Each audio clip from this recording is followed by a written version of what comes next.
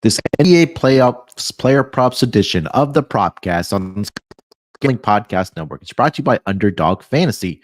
Play their fantasy pick'em for a chance to win 100x in NBA, MLB, MMA, NHL, golf, and more. Sign up today at UnderdogFantasy.com using promo code NBA SGPN to get a 100% deposit match.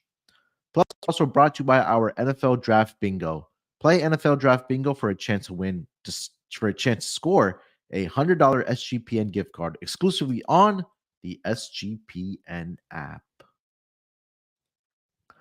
Welcome, everyone, to the Propcast, part of the Sports Gambling Podcast Network. It is Wednesday, April the 24th, here to get into our NBA playoffs player props for the games happening on Wednesday night and on Thursday night in the association. 5 games. We're on to games 2. We're on to games 3 for most of these series, and game 2's on Wednesday night as well. But joining me here to help me break it all down for this NBA playoffs show, got my guy here with me. It's ChrisBeCappin. Chris, what's going on, my man? How you doing? What's up? Excited for the Propcast, man. Like you said, it's been a while since we've been able to get together and kind of talk out some player props, but we're in the playoffs. We're in the trenches now here, and it's time to make some money, betting on some of these player props, especially as we see some of these totals start to come down and some of these players start to go under and some of these lines start to adjust. So excited as always, man, to break it down with you. Hopefully we can give out some winners and collect some money from our bookies for ourselves and for the people that's listening in as well. Yeah, I hope so, man. It's been a pretty, exciting start thus far through the NBA playoffs, and I saw a note yesterday that after the Phoenix game, speaking of player props, that all 3 of their big 3, Devin Booker, Kevin Durant, and Bradley Beal, all went under their points prop yesterday. So I thought that was, really fascinating to see. It kind of makes sense as well, right? You mentioned the totals are significantly down when it comes to the NBA playoffs, and defenses have been playing at very high levels. So for some of these teams and some of these star players have not looked as good as we have thought to at least start the season, start this postseason, I should say. And they better turn around quickly for some of these teams here. But we'll dive into all that here. But you guys know how we do it here. We'll give out 3 player props each. We'll mention some honorable mentions we're looking at as well for the Wednesday night and Thursday night card.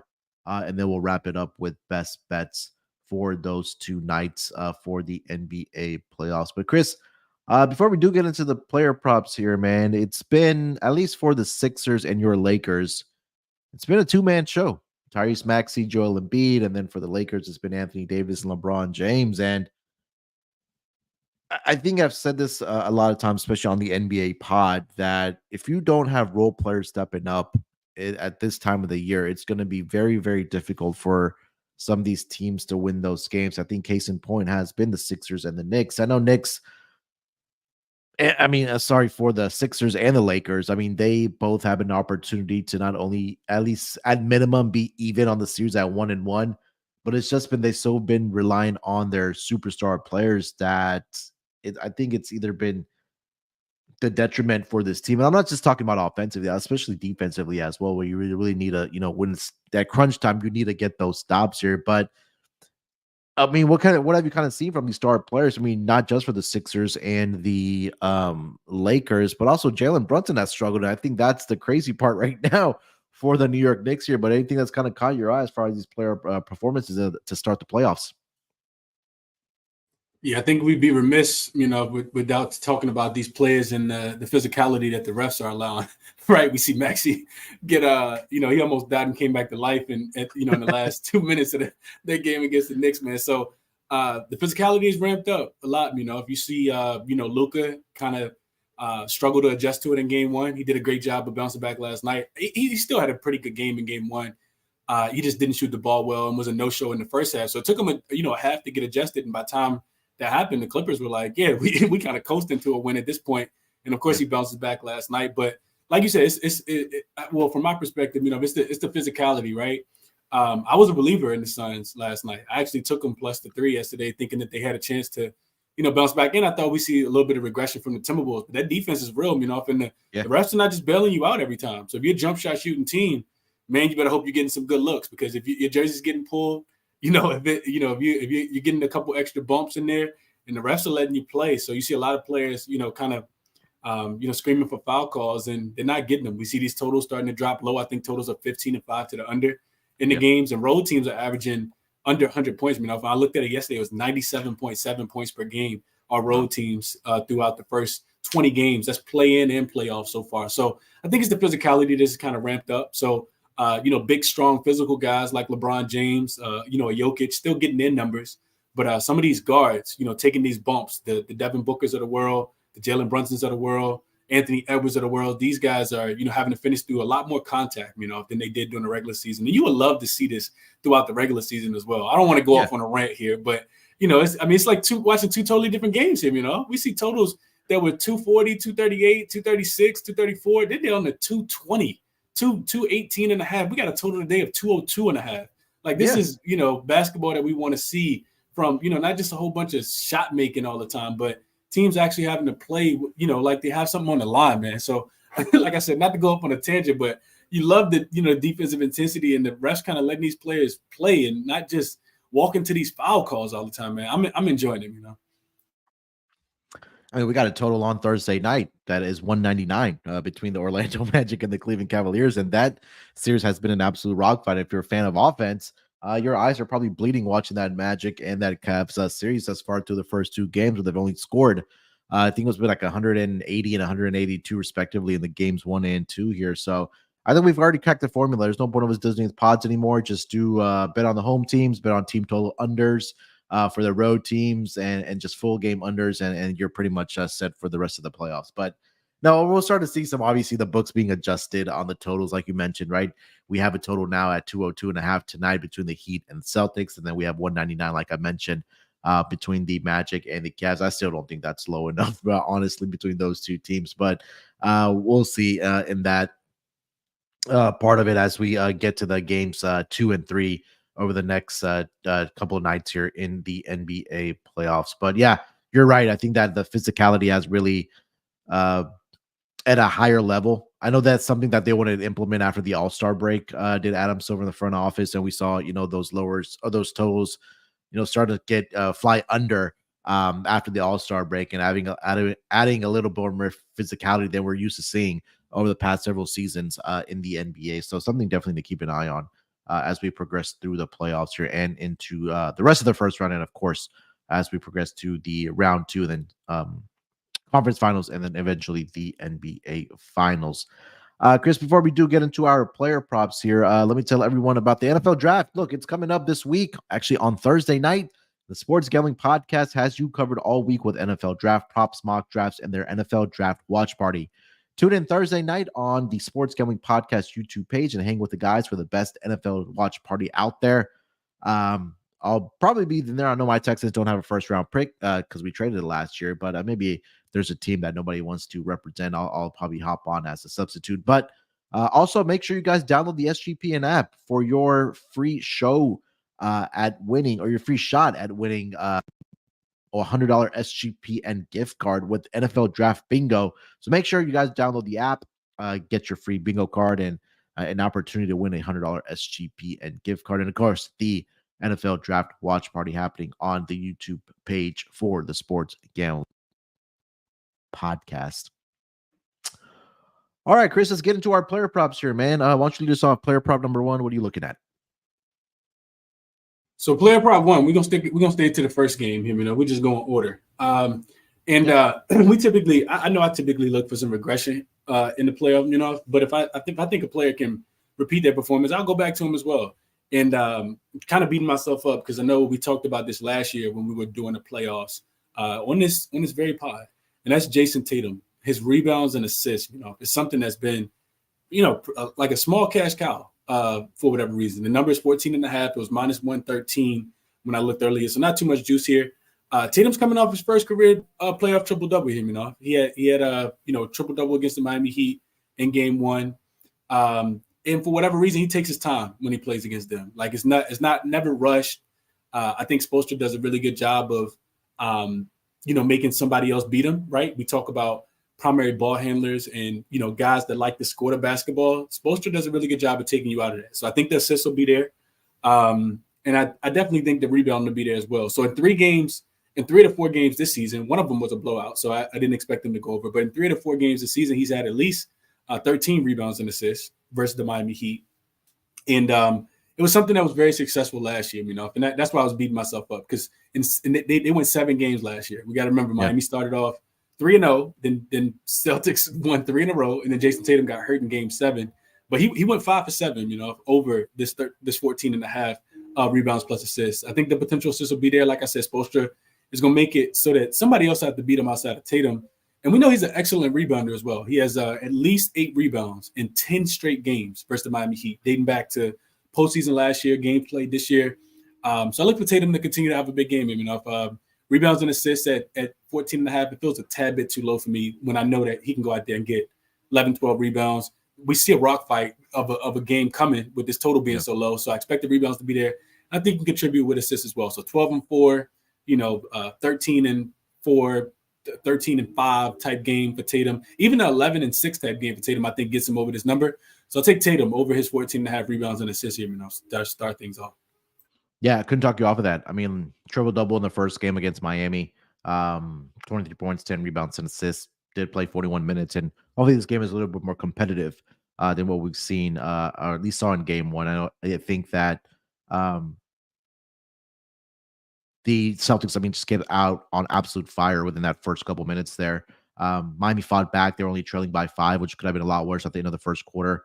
But it's really been led by this team. And when you talk about the potential assists, this team is now surrounded by 3-point shooting around Jason Tatum and Jaylen Brown, right? Porzingis, we know, can knock it down. True Holiday can knock down a couple for you. They have guys coming off the bench, and Sam Hauser, Peyton Pritchard, Al Horford can knock down a 3 for you in the corner, 1 or maybe 2 times a game. So the looks are definitely going to be there. And again, like you mentioned, the potential assists are going to be there. And we talk about this Boston Celtics team, they really don't have that traditional big man, right? And I think that's where the opportunities for Jason to really pop up when it comes to grabbing those rebounds. 4 games this season. Jason Tatum averaged 9 rebounds and 7 assists. And you laid out the numbers as well, head-to-head meetings for Jason Tatum against this Miami Heat team. So yeah, I couldn't talk you off of this one for Jason Tatum rebounds and assists to go over the number of 14 and a half. I'll stay in the same game here, and it's a little underrated play that I found, and that's over on the Miami Heat side. Going with their role player here, Nikola Jovic, over 4.5 in this matchup against the Boston Celtics. So number one, we obviously know Jimmy Butler, no Terry Rozier looks like as well. So they're already down a couple of bodies there. Seems like this may be a bad matchup for Kevin Love because he only played 13 minutes in the first game against the Boston Celtics. And Nikola Jovic has actually been in the starting lineup, for the Miami Heat. He started the game in Game 1. He's been the starter as well in the play-in tournament games for the Miami Heat as well. He's also a player that's, I think, blowout proof, right? Because this game is a 20-point lead with 5 minutes left in that fourth quarter.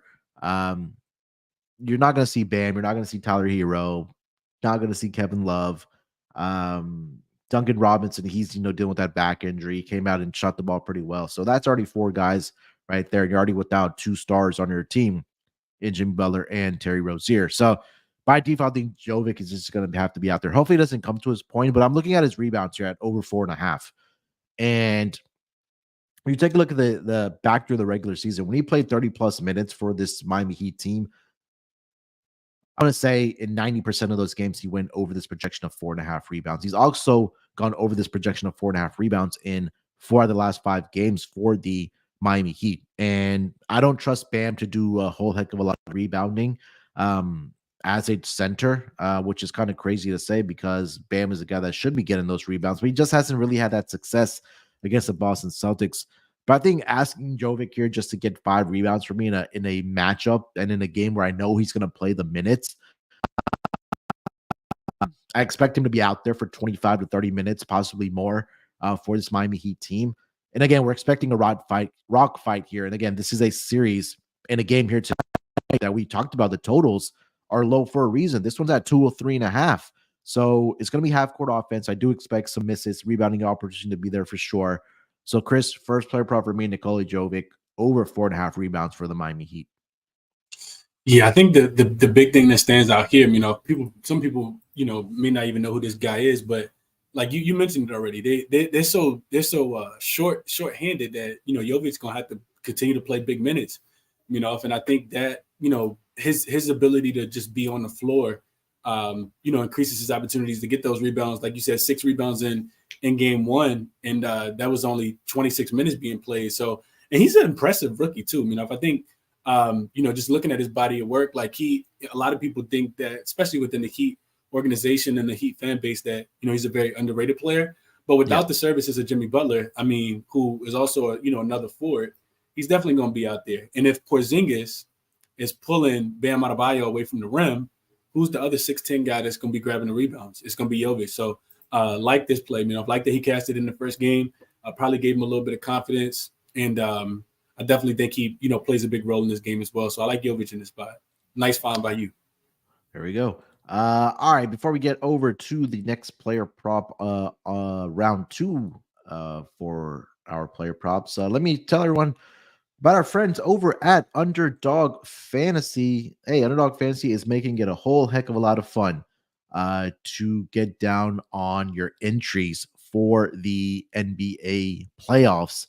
They're going to have a lot of different things going on during the NBA playoffs, where that's going to be air cash drops, special promotions, and bonus cash airdrops, like I mentioned, and also special giveaways is what I was trying to say. And in honor of the NBA playoffs, like I mentioned, our sponsor, Underdog Fantasy, they want to make a lot more interesting. And they're also the easiest place to play fantasy sports. Playing their pick'em game is as simple as selecting higher or lower on player stats like points, rebounds, assists, and so much more. Make entries of all basketball or match and mix across your other favorite sports, whether it's NHL, MLB, golf, whatever the case might be. You can win up to 100 times your money. It's honestly a lot of fun playing on Underdog Fantasy. Underdog is also available in 30 plus states, including California, Texas, and even Canada.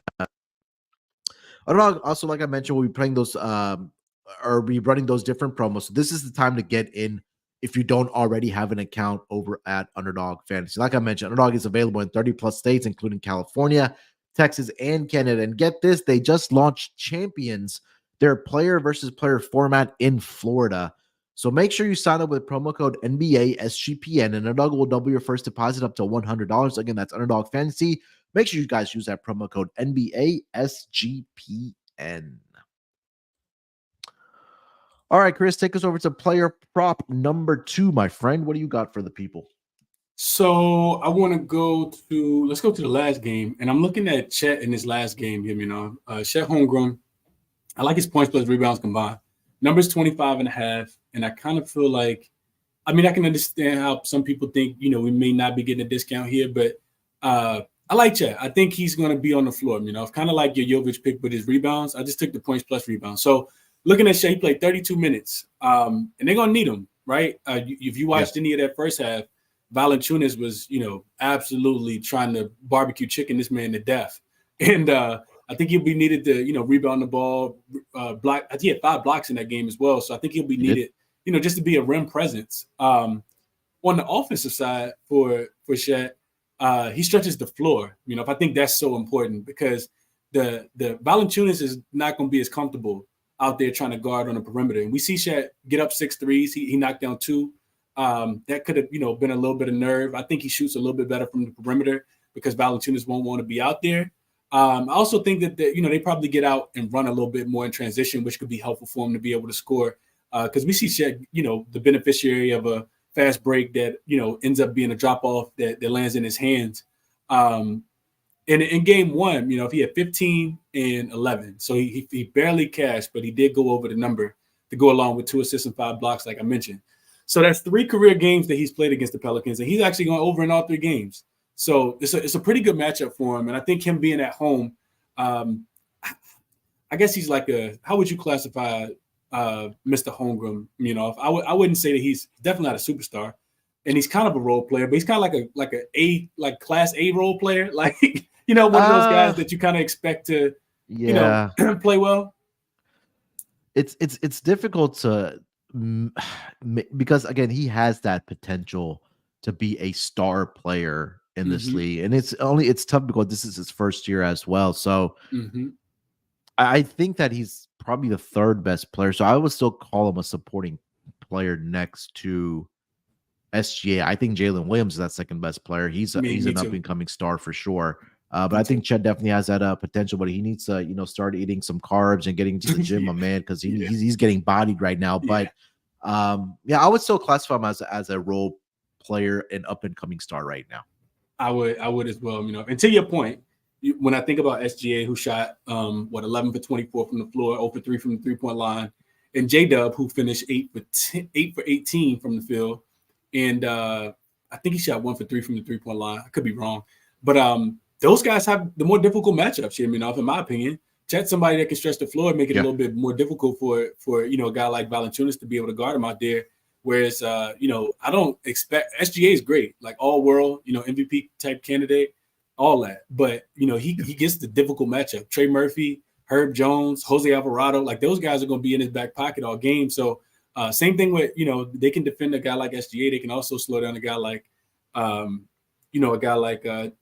Williams as well. So to me, Chet has the more favorable matchup, I think, of the three. And I look for him to bring it specifically at home here. Not sure how he does in game 3, but I like Chet to go over his points and rebounds here, Yeah, and I mentioned this as well, is that for this Thunder team, Chris, that, they're one of the youngest teams in the association. So they probably had jitters to start this playoff game against the Pelicans team they have guys that have been there, right?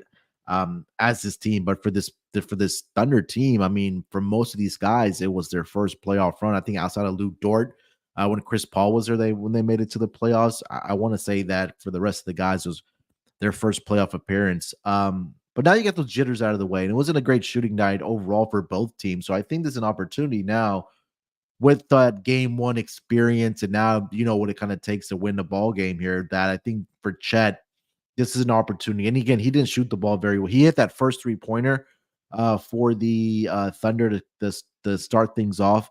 But then after that, I think he just went 1 of 5, if I'm not mistaken. But also the key thing here is going to be the rebounding is going to be there for him, right? Because like you mentioned, he had 11 rebounds in the first game. And I think the key for the Thunder is really going to have to be limiting the second chance opportunities for the New Orleans Pelicans, because the Pelicans were 18. They had a plus 10 edge in offensive rebounding in that first game. So I think there's going to be an emphasis here for making sure that the Pelicans don't get those second chance opportunities. And that has to be with rebounding, and that has to be with their tallest player out there and a guy that can get rebounds in Chet. So I think that's just going to be the gravy on top. And I do expect them to come out here and be a little bit more aggressive on the offensive side and provide that support to SGA here. So I think this is another good buy low opportunity for Chet in this game. So I couldn't talk you off of this one for Chet. Points and rebounds to go over 25.5. I'm also going to stay in the same game here. We talked about rebounding, and I think we talked about this during the regular season as well. Is the player that I'm looking at to get those rebounds without Zion there is going to be Jonas Valanciunas. And I think right now this team doesn't really have an opportunity to not play him, because he's been so dominant on the boards in the play-in tournament games for the New Orleans Pelicans. So right now, Valanciunas number started at 11.5 last night at plus money, around plus 105 or even money. Double check the updated number. So now it's moved to a minus 102 price, but I can definitely shop around. That's currently over on DraftKings, but I'm pretty sure there's some plus money odds out there for over 11.5 rebounds for Jonas Valanciunas. And we just talked about it with Chet that the Thunder don't have that traditional big man, and during the season, this was a theme for us that we would take opposing big men rebounds against the Oklahoma City Thunder. But we take a look at the 2 playoff games, or 3 playoff games, I should say, including the play-in tournament for Jonas Valanciunas. 10 rebounds against the Lakers. He had 12 against the Sacramento Kings, 6 offensive rebounds in that game. And then game 1 against the Oklahoma City Thunder, 29 minutes. He had 20 rebounds. 9 of those 20 rebounds were offensive rebounds for Jonas Valanciunas. And like I mentioned, as a team, the Pelicans had 18 offensive rebounds, and half of those were by Jonas Valanciunas. So I think that's going to continue here, at least rebounding wise. Again, I do expect this to be another rock fight between these two teams. We know what the Pelicans can do defensively. And if they're able to really clamp down on SGA and really try to limit him like they did in game one and create those difficult shots, those rebounding opportunities are going to continue to be there. And again, like I said, there's no real size up front outside of Chet, who doesn't really, get down low in the lower, in the paint and have a post-up game. He's more of a jump shooter and trying to get into the basket. So I think Valanciunas will continue having success on the offensive rebounding front. I'm not sure if it will be as many as 9 rebounds again offensively for him, but I do think that he can eclipse this number of 11.5 rebounds in this game against the Oklahoma City Thunder here, Chris. So player prop number 2 for me, Jonas Valanciunas over 11.5 rebounds. It's funny enough. I talked about this in my morning show. Valanciunas almost had 12 offensive rebounds in game one. This dude was pulling them down left and right, man. And as somebody who had, OKC minus the 7.5, you hate to see it. And unless Chet Holmgren, like you said, unless he, gained 40 pounds overnight, or, they plan on playing Bismack Biyombo, which I don't see that happening either. I mean, they really just don't have another option. So the only thing that can stop you here, is injury, which we always pray for, injuries not to happen, or Coach Willie Green. I was surprised, if he wasn't in at the end of the game. I understand, you got Larry Nance Jr. out there and you kind of want to split the minutes, but if that's something that's working for you without having, the services of Zion Williamson, I feel like you kind of have to go back to him. It was so effective in the first half and, help him keep that game close. So if he plays the minutes, which I do expect him to, hopefully somebody, tells him like, hey, we had a significant advantage with Valanciunas in the game. I think he walks into, 12 rebounds tonight, and another game that has a super low total. Two very, very good defensive teams, offensive and defensive rebounds. He could definitely catch this one pretty easily. So no way I could talk you off, and I'm probably going to edit. I didn't even see what the number was, but it seems like a bargain to me. Yeah, I think that if he has another 15-plus rebounding game here tonight, we're probably going to see a 13.5 starting to pop up for Valanciunas the rest of the way here. So I think we try to take advantage of it, I guess, at a semi-low buy spot still, even at 11.5 rebounds for Valanciunas. All right, guys, before we get into round 3 of our player props, let me tell everyone about the newest sponsor here on the Sports Gambling Podcast Network. That's going to be the Football Context Proxy. Thinking of entering the Circa Survivor and Circa Millions contest, but don't live in Nevada? No problem. It's very easy to hire a proxy, submit the picks for you each week for a chance to win millions. Sign up in Las Vegas and then just submit your picks to your proxy. We've partnered up with the gold standard of proxies over at footballcontestproxy.com. Plus, if you use the promo code SGP at checkout, you'll get $50 off the proxy fees. That's right. Just go to footballcontestproxy.com. That's footballcontestproxy.com using promo code SGP to get $50 off. It's funny because I've actually used Matt and Tony over at Football Contest Proxy. They're absolutely amazing. They've come a long way. I did the Westgate tournament or the contest back in, I started like 2017, and I think at that point they didn't have a website, so you had to like email your picks in, but they finally got a website. But they've come a really long way. They're so easy to work with, so I'm glad we have them as a sponsor here. So again, make sure you guys use that promo code SGP if you are going to enter the contest, whether it is at the Circa Millions and Circa Survivor contest for the upcoming football season. All right, Chris, let's get into player prop number 3 here, my friend. What do we got? Man, so I actually got a couple that I really, really liked. I wanted to pull a trigger on him, but let's jump into I'm going back to a role player, in that Miami series, like you talked about. It's a bunch of different ways I kind of feel like you can play it. I think Jaime Jaquez is definitely in play at 14.5. But I think I like DeLon Wright a little bit more, understanding like he's coming off a heater, right? 17-point game. Like, you want to be wary of players like this because you expect the aggression to come. However, if the guy plays 26 minutes and takes seven to eight shot attempts again, there's no way I can take him to go under 5.5 points. Like, this line is just a tad bit too low, knowing that Terry Rozier is not there. Jimmy Butler is not there. And the minutes have been, pretty consistent now. And the reason why I like him over a guy like Duncan Robinson, is because he can play both sides of the ball. This was a guy that was on the Washington Wizards at the start of the season. I watched the Wizards play. He's a defensive first oriented player, which is why he fits in with the system and that, heat culture down there. And I think his defense is going to continue to be needed to slow down guys like Drew Holiday and Derek White and Jason Tatum and Jaylen Brown. He can, pretty much switch on to all four of those guys.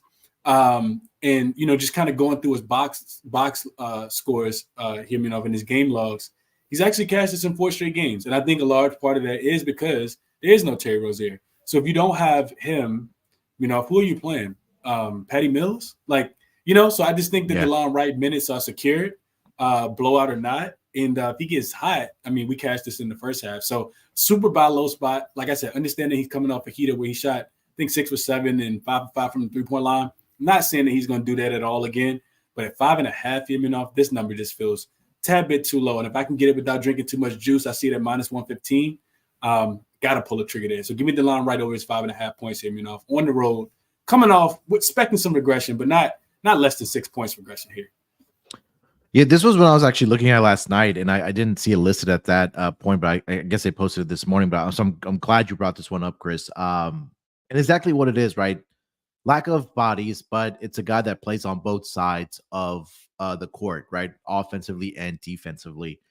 And for a guy like DeLon Wright, I was also trying to find his steals and blocks right now. They didn't have that listed, but he's been filling it up from the defensive standpoint as well for this Miami Heat team. And you mentioned that if it's blowout or not, he's still going to be a guy that's going to get the minutes, because if it is a blowout, like I mentioned with Nikola Jovic, he's going to be out there with him with DeLon Wright and some of their other bench guys, whether it's Duncan Robinson or whatever the case might be. So again, this just takes him to make 2 3-pointers or a couple of jump shots here. And most of his shots are coming from 3-point land. And he's been very, very efficient at knocking it down at 66.5% over the last 5 games dating back to the regular season. But if we just want to talk about the play-in tournament games and the first game between the Boston Celtics, like Chris mentioned, 5 of 5 from 3-point land. Don't necessarily need to do for him to do that. Just need 2 of 2 or 2 of 4 would be a job well done. But he hit 2 out of 3 against the Philadelphia 76ers. He was 1 out of 2 from 3-point land against the Chicago Bulls as well. And again, the minutes are there for him as well. So I couldn't talk you off of this one. I'm glad you brought this one up before DeLon Wright to go over 5.5 points. And also looking for his steals and blocks. So I just don't see it listed right now. 1.5, What's the vig on it? It's not really any. I see it as low as -109 on Caesars right now. So 5 straight games, he's gone over that 1.5 steals and blocks combined.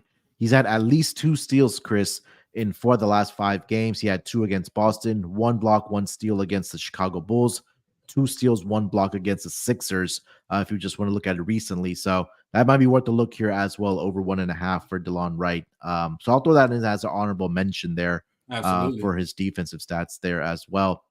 All right, for my third player prop here, I don't understand why this number is still at what it is, because he's just been so good. And maybe, we're used to seeing him having a great game and then a bad game, but that's Mr. Anthony Davis. His points prop right now, Chris, at 25.5. But he's been absolutely fantastic for this Lakers team in the first 2 games against the Denver Nuggets. And he's been very, very efficient from the floor. And I think that's just going to continue here in a big game for this Lakers team. And I know that more than likely probably going to see them get swept or it's over in 5 games. But I just can't get away from how well he's been playing. Being back at home, you now have 2 days off in between games, so an extra day of rest as well to kind of get his legs back under him. And again, we know that him and LeBron play the minutes, whether it's 40 minutes at minimum, or whether it's going 45 to maybe possibly 47 or, in that range, because again, this is a do or die situation right now for the LA Lakers, but very efficient from the floor. Game 1, 45 minutes, 12 of 23 from the floor, 8 of 9 from the free throw line, 32 points. Game 2, even better, 14 of 19 from the floor, 73%, 4 of 4 from free throw land, 32 points. So he's put up 32 points in back-to-back games in games 1 and game 2. And also the rebounds have been there for a guy like Anthony Davis. So I think the offense is still going to go through him. We know the minutes are going to be there for him. The attempts are going to be there for him as well. He's a guy that gets to the free throw line as well. And I know Nikola Jokic is maybe not the greatest defender out there.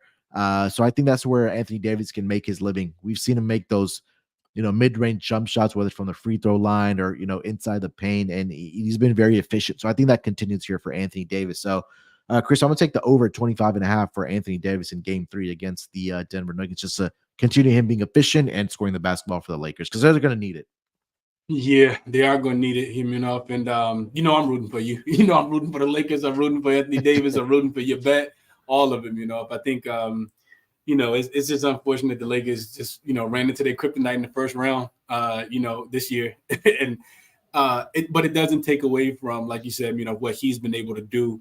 And Anthony Davis catch so much slack throughout the years of not playing and being soft, and this is just this stereotype about Anthony Davis. But this year he showed up, and it's been consistent. Yep. We used to call him Anthony Inconsistent Davis last year when he had a 25 and 18 game, and then he had to follow it up with a 9 and 10 game, right? So this year the numbers have been consistent. Lakers coming back home, probably playing with a chip on their shoulder, especially the way that game ended. And I think the other thing you got to mention as well, is that Denver's not a great team when it comes to, they don't have a really great matchup for him. Jokic is, we've been talking about this for a while now. Jokic is probably the most elite offensive player that we have in the game with his, his skill set and his size and his IQ, but not on defense. Like not stopping, Anthony Davis from shooting that mid-range shot. He's not a guy that wants to pick up a lot of fouls, and you just watch it in his play. He's much more concerned about if you're able to stop him versus actually stopping you. So it doesn't matter how many points Anthony Davis scores because will he be able to stop Jokic is the question that's at hand. And they can be a team that give up a lot of points in the paint. And we've seen Anthony Davis feast in that department so far, short mid-range shot in the paint against the Denver Nuggets over the course of the whole season here, So no way I could talk you off of looking at, Anthony Davis to go over. Like you said, get a couple more days of rest as well. Back home, I do expect Crypto.com to be rocking. Lakers can't go down 0-3. So desperation spot here.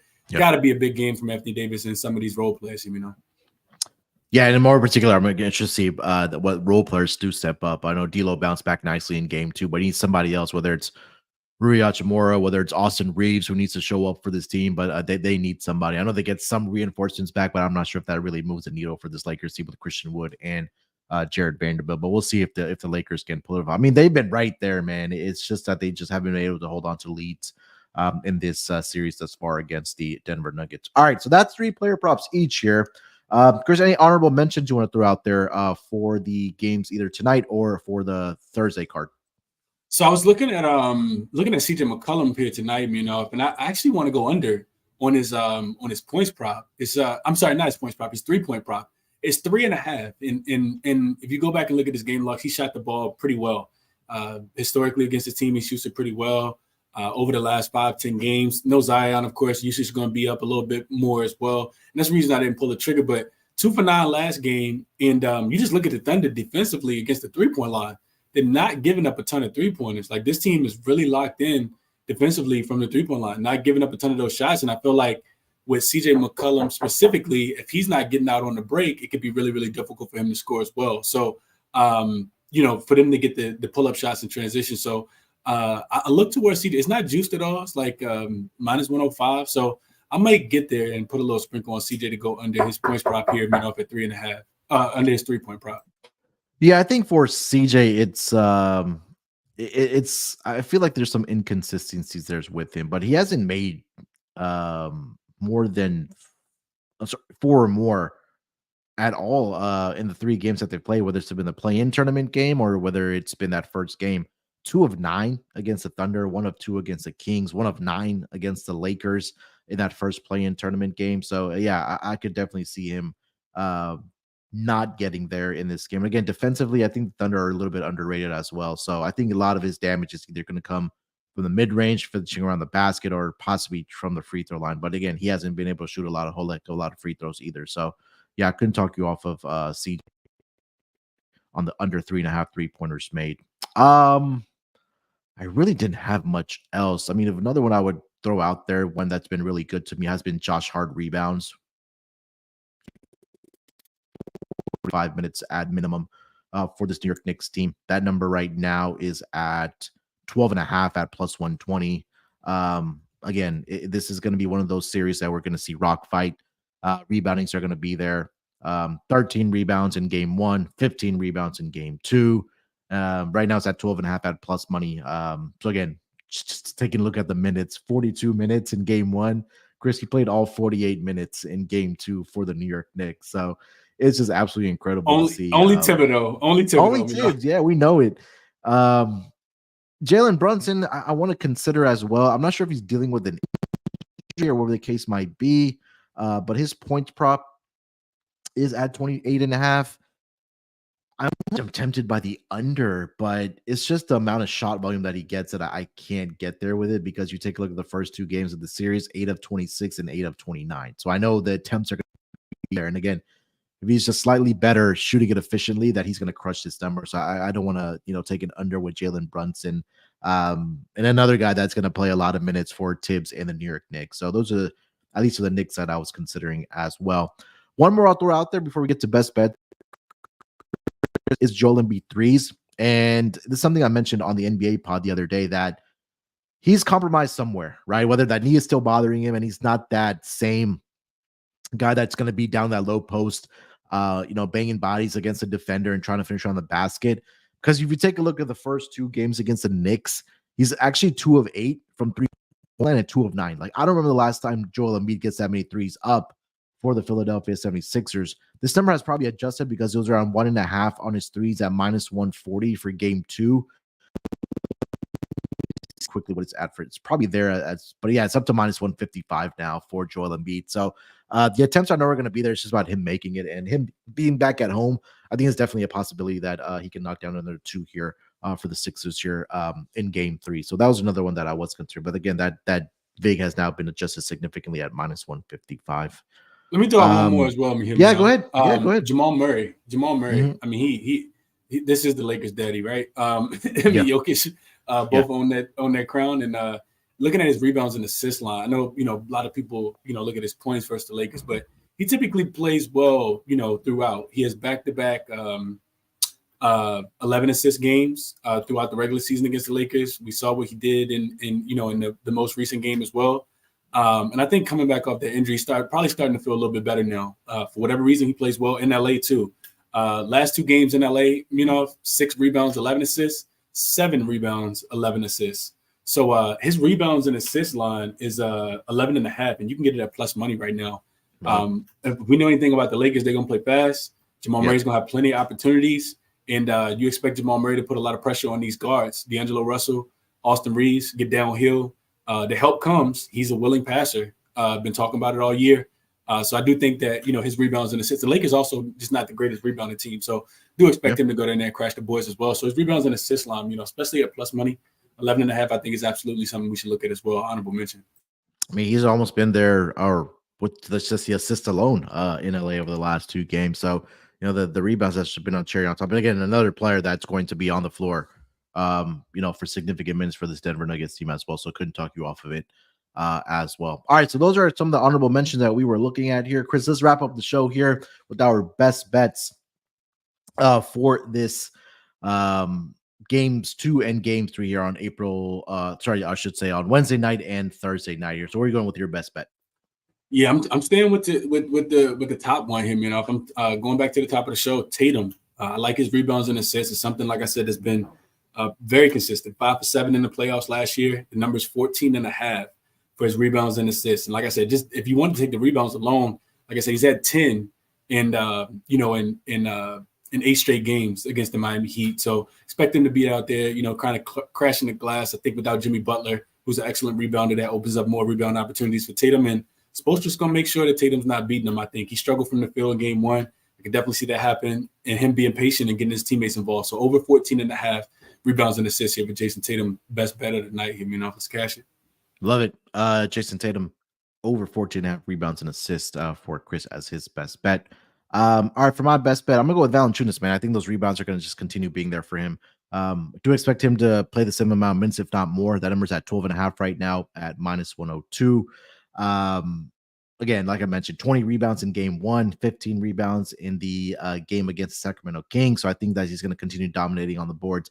May not get 9 rebounds again on the offensive side, but I think defensively, the rebounds will be there. And who knows, he might just get another 9 offensive rebounds as well. But I think that he does get over this number of 12.5. I wouldn't be surprised if this one cashes by midway through the third quarter. Expecting a lot of these games to be those rock fights and defensive, so rebounding opportunities to be aplenty in this game. And I think Valanciunas dominates inside the paint, especially with the lack of size and the height that the Oklahoma City Thunder do have. So best bet for me, Jonas Valanciunas over 12.5 rebounds against the OKC Thunder on Wednesday night in game 2 in Oklahoma City. All right, that's going to wrap it up for this edition of the NBA Propcast. Chris, anything else you want to mention before we get out of here? Nah, man, I hope you guys enjoy the game. Bet responsibly as always. And, wherever you listen to the pod, it'd be very, very helpful if you guys leave us a review, especially if you find it helpful. We always say 5-star, 5-star. Wherever you listen to your podcast on, be super helpful, man. So thank you. Thanks to everybody who listens to the pod on a regular basis and, checks us out and cashes with us, and the community over here at SGPN and the Propcast. So, best of luck tonight, man. Enjoy the games. Yeah. Hopefully it's a profitable night for the next 2 nights here for the NBA Propcast, and hopefully we'll be back on Friday for another edition of the Propcast. So stay tuned. If you haven't already subscribed to the NBA Gambling Podcast YouTube channel, that's where we usually go live for the Propcast. So go ahead and do us a favor, hit the subscribe button like Chris mentioned. Leave us a review and rating if you haven't done so already for the Propcast as well. All right, good luck with your bets here tonight. Let's break these books off and let it ride.